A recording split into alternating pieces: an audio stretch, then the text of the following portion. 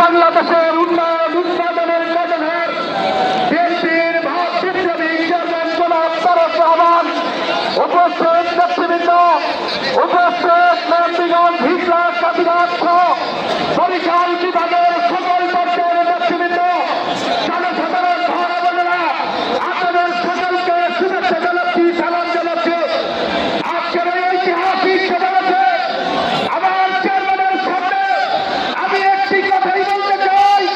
মাননীয় চেয়ারম্যান সাহেব, এই বরিশাল নদী বিধৌত এলাকা আমাদের অঞ্চলগুলোর প্রতি ভেঙে যাচ্ছে, চোখের সামনে বাড়িঘর ভেঙে যাচ্ছে, বাবার কবর ভেঙে যাচ্ছে, মায়ের কবর ভেঙে যাচ্ছে।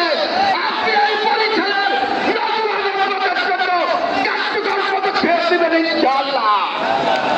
আর বলতে চাই, জোয়ার উঠে গেছে, আওয়াজ উঠে গেছে, ধানের শীতের জোয়ার ইনশাআল্লাহ, ধানের শীত বিজয়ী হবে। বাংলাদেশের মেহনতি মানুষের সন্তান তারেক রহমান বিজয়ী হবে। নির্বাচনের দিন পর্যন্ত সবাই ফোন নিয়ে করে যাব, এই প্রত্যাশায় বিদায় দিচ্ছি। বাংলাদেশ জিন্দাবাদ, বাংলাদেশ জাতীয়তাবাদী দল জিন্দাবাদ, শহীদ অমর, প্রথম খালেদা জিয়া অমর, তারেক রহমান জিন্দাবাদ, ধানের শীত জিন্দাবাদ।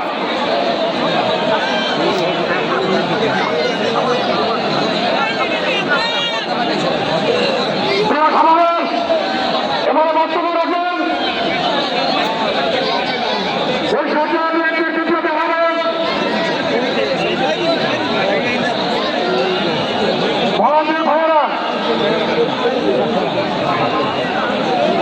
বরিশাল জেলা বিএনপির বিপ্লবী আহ্বায়ক সাবেক সংসদ সদস্য জনাব আবুল হোসেন খান, বক্তব্য রাখছেন আবুল হোসেন খান।